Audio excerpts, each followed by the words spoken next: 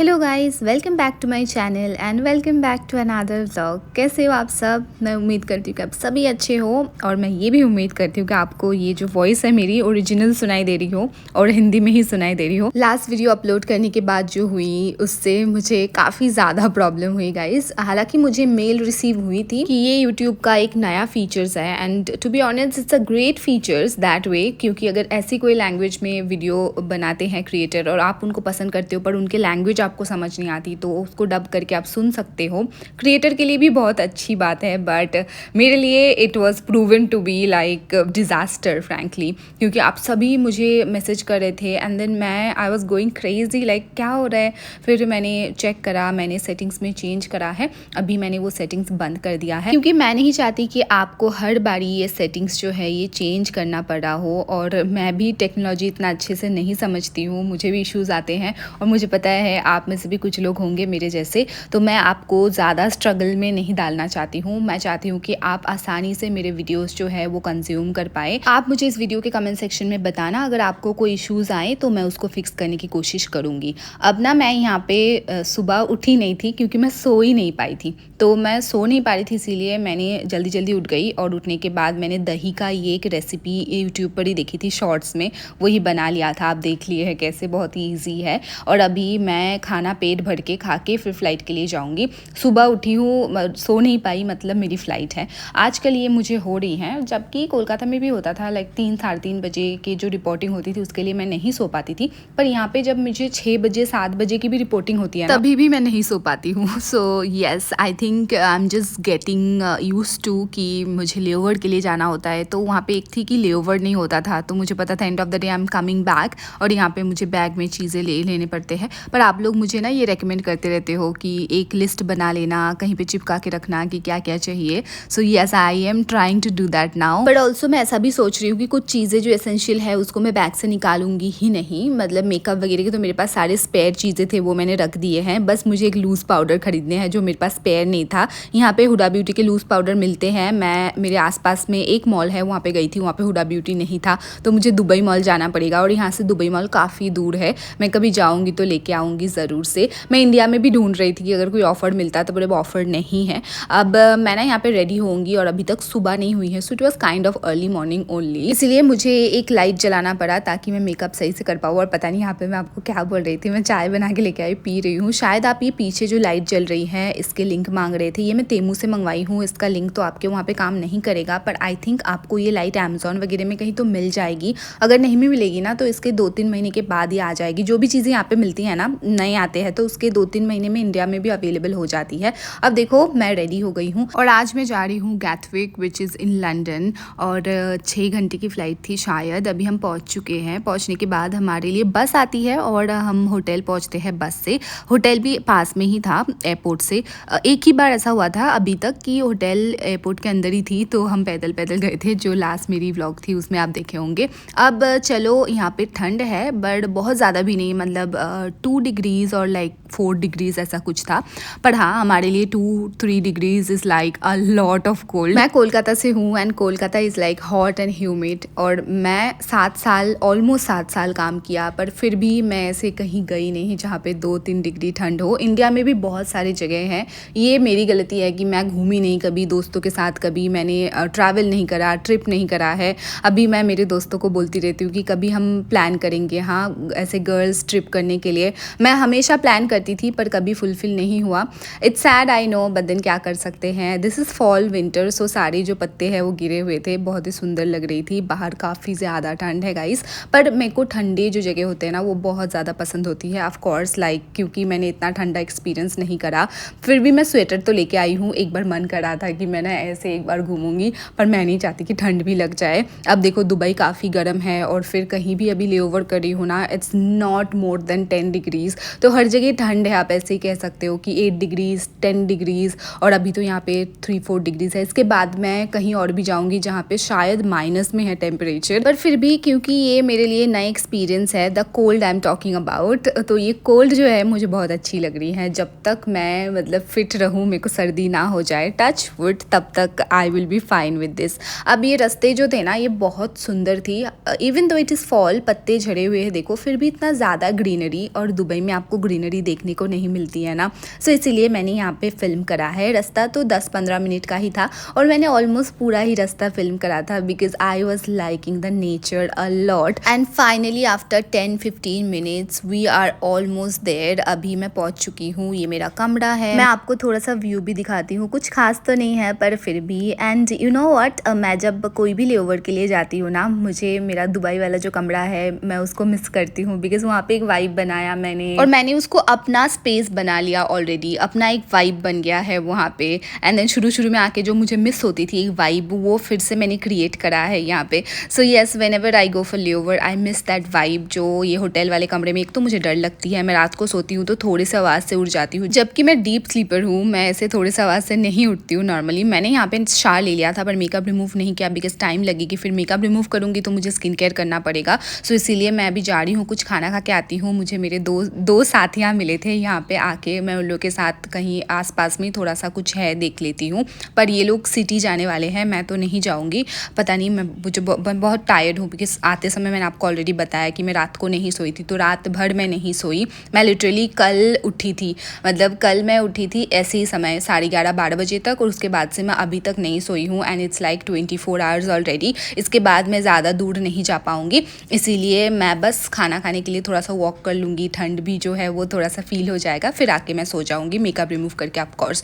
और जो मैं बोल रही थी, तो जब भी मैं लेओवर के लिए आती हूँ यही मुझे दिक्कत होती है। एक तो मुझे नींद आती है, बहुत ज़्यादा टायर्ड भी रहती हूँ, फिर भी थोड़े से आवाज़ से मैं उठ जाती हूँ बिकॉज मैं डरी हुई रहती हूँ। वो डर अभी तक नहीं निकला है। आई थिंक धीरे धीरे आई गेट यूज्ड टू। और कोई तो मुझे बोल रहा था कमेंट सेक्शन में कि ये सही है कि जहाँ भी रहो वो ही घर। पता नहीं क्यों ये कमेंट जिन्होंने भी करा है वो क्या इंटेंशन से करे हैं, पर मुझे ये कमेंट थोड़ा सा हर्ट किया। क्योंकि क्या पता है, जो लोग मेरे जैसे बाहर रहते हैं, मैं आप लोगों को भी पूछना चाहूँगी क्योंकि बहुत लोग बाहर रहते हैं और मेरे वीडियोस देखते हैं, वो कनेक्ट करते हैं। और मैं बाहर ही रही हूँ इतने साल से, मैं घर पे नहीं रहती थी। कोलकाता भी मेरा घर नहीं है, मैं कोलकाता में भी होम सिक होती थी। एंड यू नो व्हाट, जब हम बाहर रहते हैं ना, ये मोस्टली लोगों का प्रेफरेंस नहीं होता। अगर हमें एक ऑप्शन मिलती कि मैं घर से मेरे कैपेसिटी, मेरे कैपेबिलिटी के अंदर कुछ काम कर पाती, क्या मैं बाहर जाती? Answer is no. मैं भी मेरे फैमिली के साथ रहना चाहती हूँ और मुझे लगता है मेजॉरिटी ऑफ द पीपल जो लोग मेरे जैसे बाहर रहते हैं वो भी सेम आंसर देते आपको कि हमारा ये चॉइस नहीं है, ये मतलब हमारे लिए कोई चॉइस है ही नहीं, हमारे लिए यही ऑप्शन है। क्योंकि मेरे वहाँ पे काम तो मतलब बहुत ही लिमिटेड है, सोर्सेज और काम के स्कोप भी बहुत लिमिटेड है। अगर कोलकाता में ऐसा होता कि मैं घर से ट्रैवल करके फ़्लाइट कर पाती, भले मुझे 1-1.5 घंटे भी ट्रैवल करना पड़ रहा हो हर रोज़, मैं कभी वो जॉब नहीं छोड़ती। पर मेरे वहाँ से कभी भी फ़्लाइट के लिए आना पॉसिबल नहीं था। मैंने इतने साल काम करे हैं, मैंने कभी घर से आके फ़्लाइट नहीं किया। मतलब ऐसा नहीं कि घर से स्ट्रेट जाके मैंने फ़्लाइट करा है, और ये मुझे बॉदर करती थी। At the end of the day जब मुझे इतने साल हो गए थे, तब मैंने रियलाइज़ करा कि क्यों ना फिर मैं एक बार पूरा दुनिया भी घूम लूँ।